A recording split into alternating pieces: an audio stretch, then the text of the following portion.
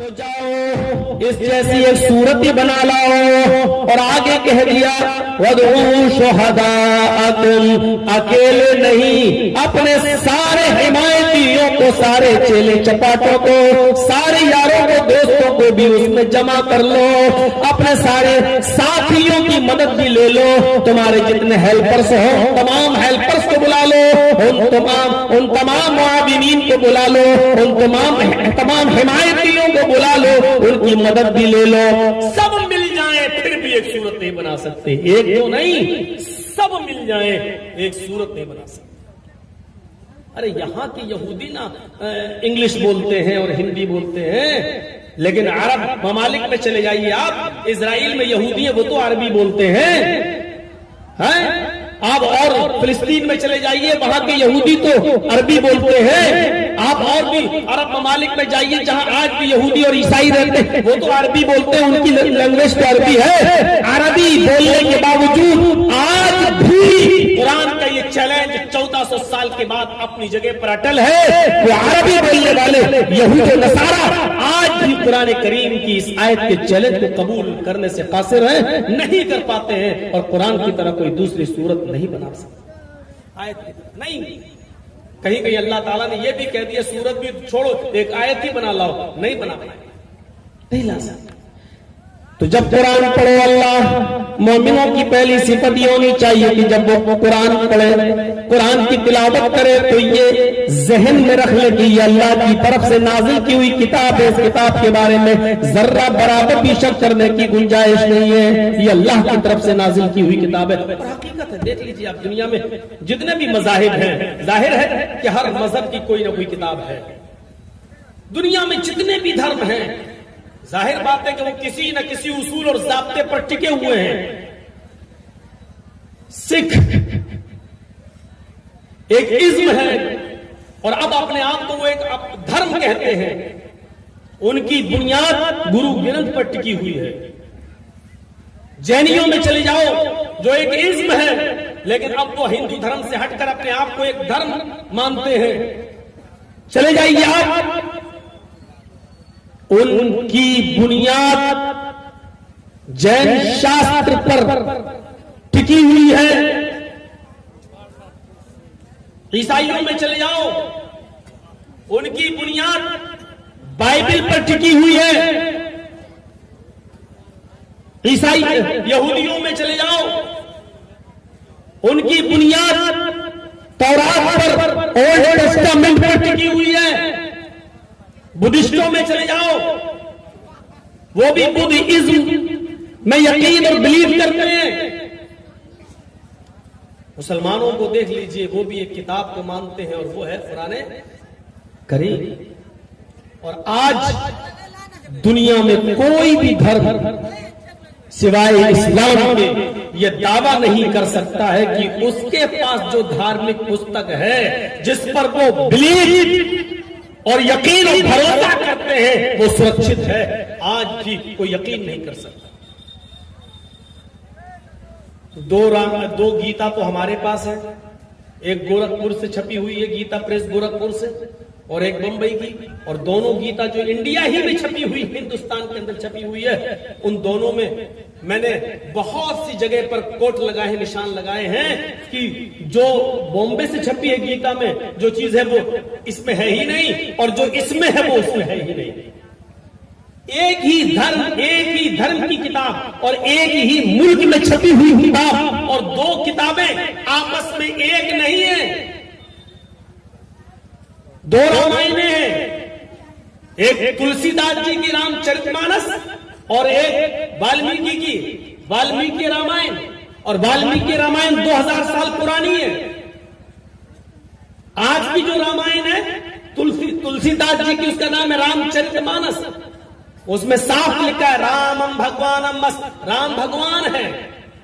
لیکن والمیکی جی کی رامائن میں پڑھیں گے جو 2000 سال پہلے لکھی گئی تھی، اس میں لکھا رامم پروشم، رام ایک مہان پروش۔ آج بھی یہ کتابیں دونوں ہیں، ایک کتاب میں رام کو بھگوان کا درجہ دے دیا گیا، اور جو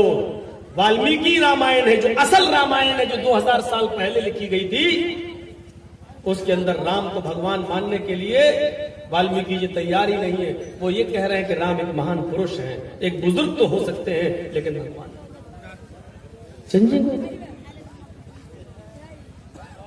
اور کوئی سرکشت نہیں.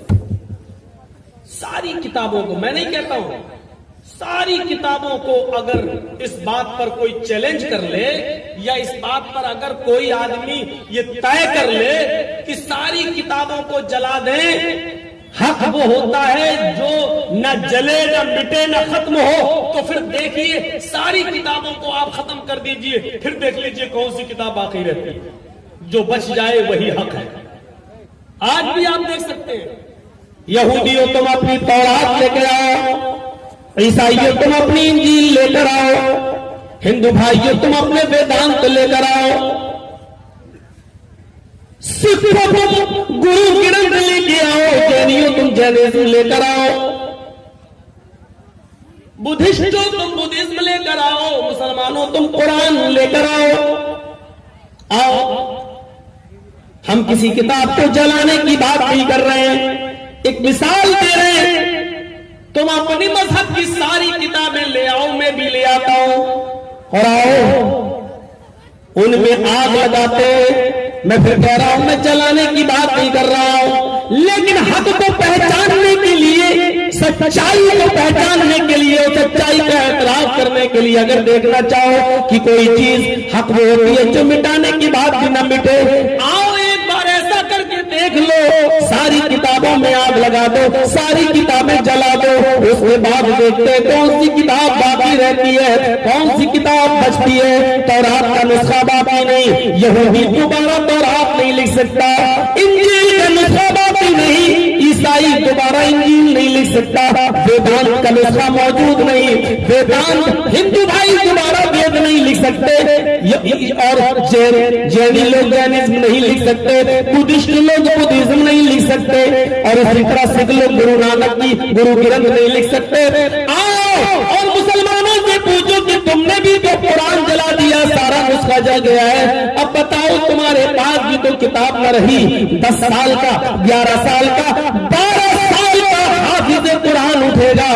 سینے میں جس کے دل میں محفوظ ہے وہ دے گا, اور الحمدللہ کی الف سے شروع کرے گا, الف لام میم کی الف سے شروع کرے گا, اور الناس تک پڑھا لے گا, اور چیخ چیخ کر کہے گا یہ کتاب مٹنے والی نہیں ہے, جلاؤ تو چلے گی نہیں, سمندر میں بہا دو تو بہے گی نہیں, اس لیے کہ اس کتاب کا نازل کرنے والا انسان نہیں ہے, اس کتاب کو بنانے والا انسان نہیں ہے, اس کتاب کا رچیتا اور رچنا کار کوئی انسان نہیں ہے. وہ بچہ چیخ چیخ کر کہے گا اِنَّا نَحْنُ نَزَّلْنَا الذِّكْرَ وَإِنَّا لَهُ لَحَافِظُونَ. یہ قرآن تو اللہ کی طرف سے نازل کی ہوئی کتاب ہے, اور اللہ نے وعدہ کیا اس کتاب کی حفاظت ہم ہی کریں گے. قیامت کی صبح تک اس قرآن کی حفاظت ہوگی. اس لیے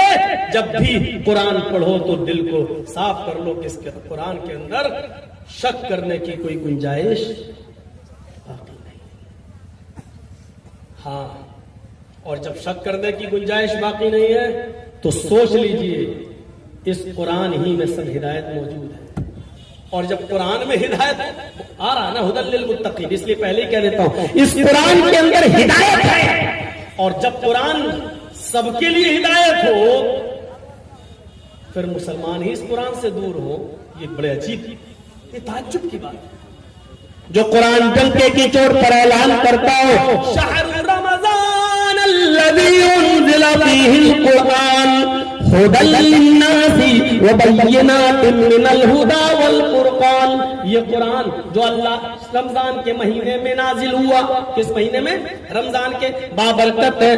رمضان کا مہینہ, جس مہینے میں قرآن نازل کیا گیا ہے. ہدی للناس, سارے لوگوں کے لیے ہدایت ہے, یا ہدی للمؤمنین نہیں کہا گیا, ہدی للمسلمین نہیں کہا گیا, ہدی للناس سارے لوگوں کے لیے. جو قرآن یہودیوں کے لیے ہدایت, عیسائیوں کے لیے ہدایت, ہندو بھائیوں کے لیے ہدایت, جینیوں کے لیے ہدایت, بدھسٹوں کے لیے ہدایت, یہ قرآن جو دنیا کے تمام مذاہب کے ماننے والوں کے لیے ہدایت بن کر آیا ہے. لیکن افسوس یہ ہے کہ یہ قرآن جس قوم کے پاس ہے, جس امت کے پاس ہے، آج وہی فرقوں میں بٹی ہوئی ہے، آج وہی اختلافات کا شکار ہے، آج وہی ایک دوسرے کے پیچھے نماز پڑھنے کے لیے تیار نہیں ہے، آج اسی کوئی قوم سب سے زیادہ قرآن سے دور ہے اور وہی ہدایت نہیں لے رہی ہے۔ یہ قرآن تو یہودی اور عیسائیوں کے لیے جب ہدایت ہے، غیر مسلموں کے لیے ہدایت ہے، تو پھر ہم مسلمانوں کے لیے ہدایت کیوں نہیں ہے؟ لیکن ہم نے اس قرآن کریم سے ہدایت نہیں لی، ہم نے پڑھنا چھوڑ دیا ہے، بلکہ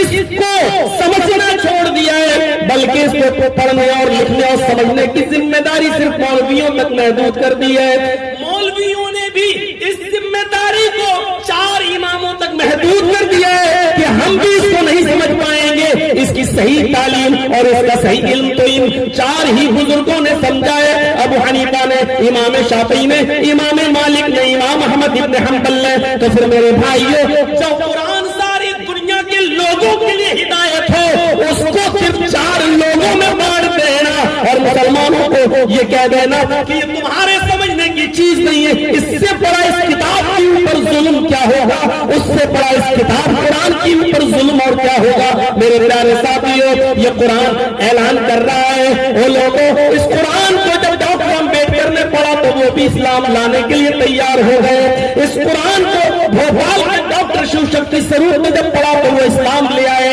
آج وہ ڈاکٹر شیو شکتی سروپ کا نام اسلام الحق ہے، ان کی بیوی کا نام خدیجہ ہے، ان کی بیٹی کا نام عائشہ ہے، بیوی بھی MBBS ڈاکٹر اور ان کی بیٹی BMS MBBS ڈاکٹر۔ بھوپال کی سرزمین پر اگر یہ قرآن محدود لوگوں کے سمجھنے کے لیے پھر ڈاکٹر شیو شکتی سروپ کیسے سمجھ گئے، ڈاکٹر امبیڈکر کی